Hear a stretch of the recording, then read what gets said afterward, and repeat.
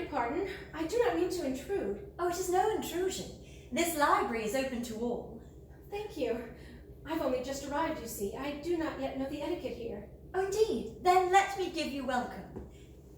I am Jane Austen. It is a pleasure to make your acquaintance. Mrs. Adams, the pleasure is mine to find a fellow reader so quickly. I suppose so. There are very few regular visitors to this library, which is why I come here so often. I do not like to mix in large crowds. What a pity there are not many readers here. It is a pity. I have found that those who are most anxious to appear accomplished in life invariably divest themselves of all pretensions to intelligence upon their arrival here. Though before I came, I had the satisfaction of knowing that there were readers in the world who enjoyed my works, even if they did not know that I was the author of them. Oh my, were you an author? I still am. But of course.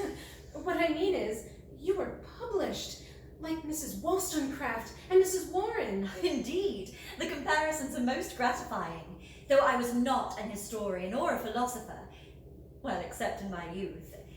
I had the satisfaction of seeing 4 of my novels published. Ah, yes, novels. My husband John began reading novels in his retirement, and he would often read them aloud to me. They're very different from what I read as a girl, but much truer to the human experience, I think. It is peaceful in here. I am of your mind as to the crowds. All I wanted was rest and quiet after the exertions and whirlwind of social engagements occasioned by John's political career. John Adams, did you say? Yes, I seem to recall hearing his name spoken of. So he was a politician? He was a farmer and lawyer when we first married, but he became gradually more involved in politics as...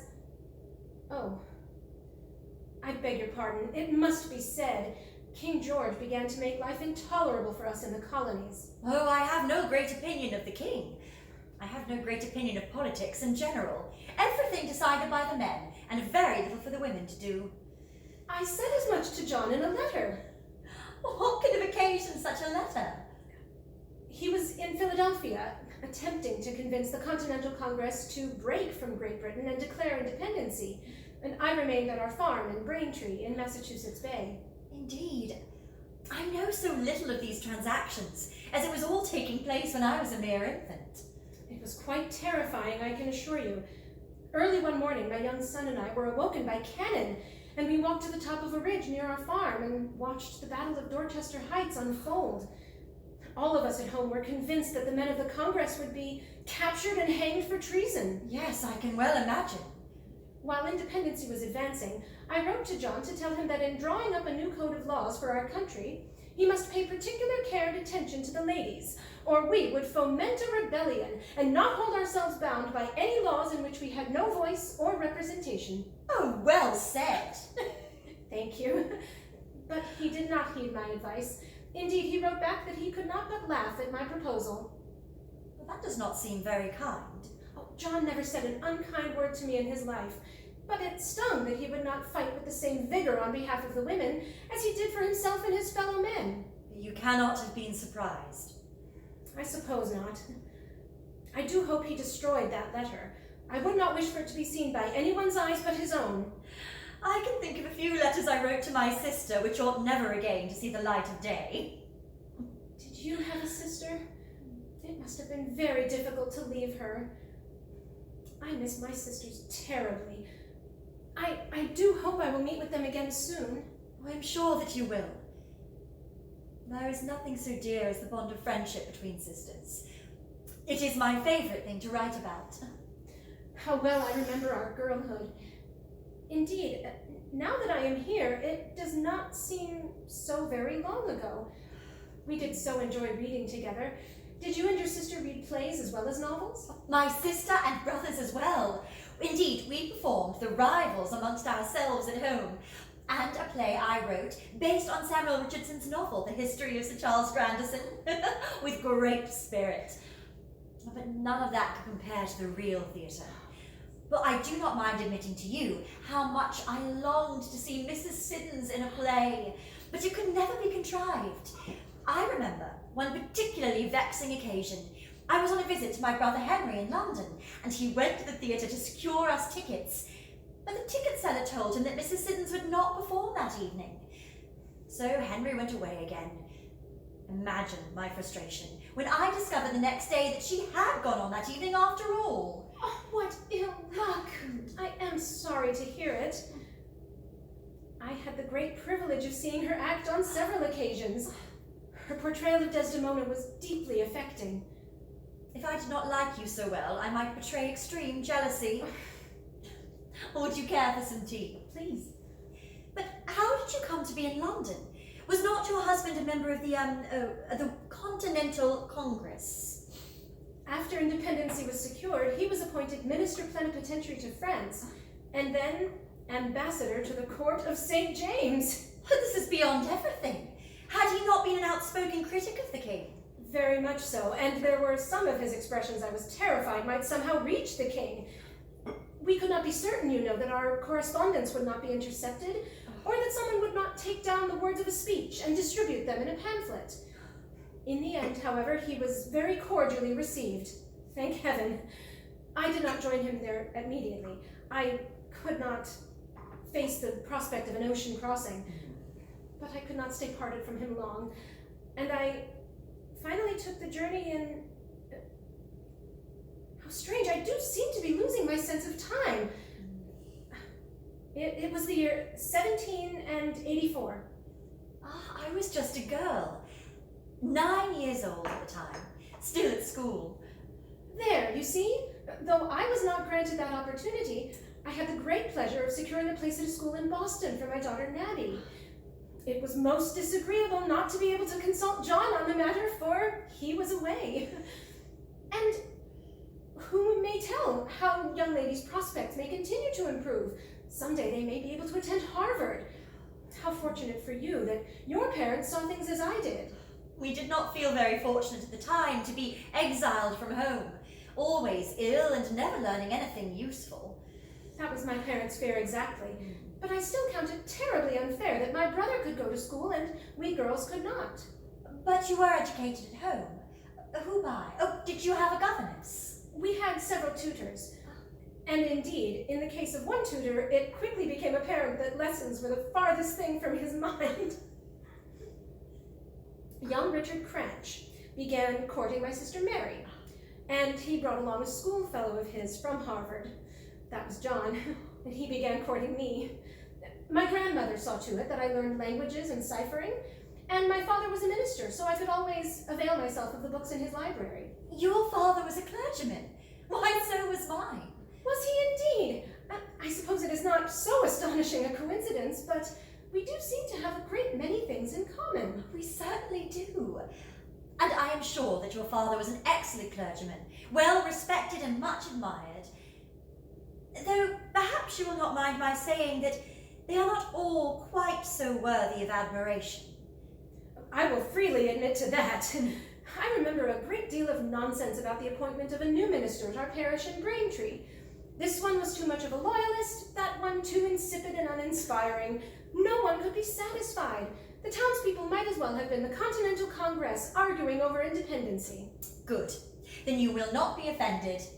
There are very few characters I have created who I enjoy more than those who represent the Church of England. Well, I cannot help laughing at the obsequious Mr. Elton and Mr. Collins ingratiating themselves with everyone as though they are serving at the feet of royalty. They sound utterly despicable. I cannot wait to read about them. Royalty indeed. But you must believe me that as a young girl from Weymouth, of no particular consequence, I could never have believed that I would one day be presented to the King and Queen of England, or that a mere 10 years later, my husband would be elected Vice President and then President. President? What of? The United States of America. Is President then something like Prime Minister? I can imagine that having broken with the monarchy, you would be disinclined to suffer under another king. Very true. How very discerning you are. You claim not to be inclined to politics, but it is clear you understand them very well. I must confess, I felt at rather a disadvantage not to be near enough to the scenes of debate and discussion to form my own judgments. I always had to learn everything by proxy. How very curious for your husband to undertake the leadership of a new country just as its former ruler was having his health fail. I suppose the king was still master of his senses when you and your family met him. Indeed, though he hardly spoke 2 words to my daughter and me when we were presented. His wife was likewise brief, but polite in her attentions to us. Very different to their son, then. Oh, indeed? What of him? I do not wish to shock you, but there could not be a greater contrast. The Prince Regent is a flagrant debaucher, dissolute, positively horrid to his wife, disrespectful of his own duties. I only wish that he had been as aloof and inattentive to me as the king and queen were to you and your daughter. Imagine my surprise and horror when I received an invitation from his own librarian at Carlton House. The prince wanted me to dedicate my novel, my own Emma, to him. What did you do? Oh, what could I do? It might as well have been a royal command. How awful! It was a great struggle to be civil in the writing of it. You must tell me what it said. To His Royal Highness, this book is, by His Royal Highness' permission, respectfully dedicated by His most obedient, humble servant, the author. Your restraint is admirable. But I must hear more. I insist. You have such a talent with words. What, this very moment? You know that we have nothing but time here, do you not? What is that to the purpose? Do please read to me from one of your books. It will remind me of John. I had to leave him behind, you know. And I do so love hearing beautiful language read aloud. Very well. I believe I have a copy of Pride and Prejudice here.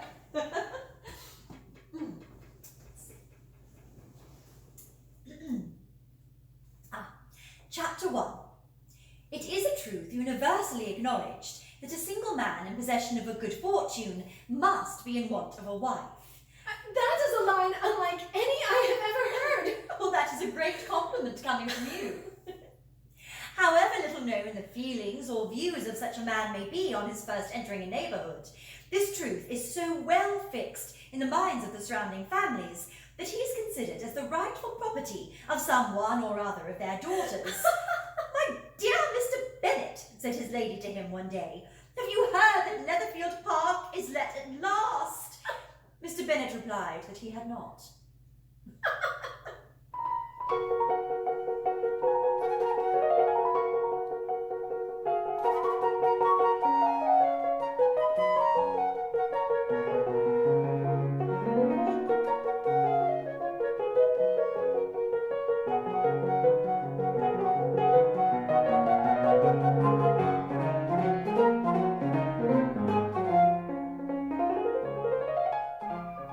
Why is he taking off his frock coat and his waistcoat? Very curious.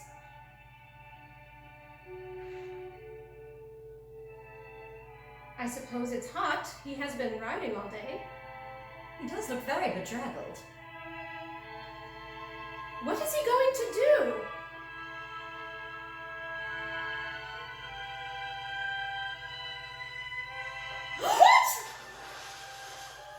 Mr. Darcy dives into a lake?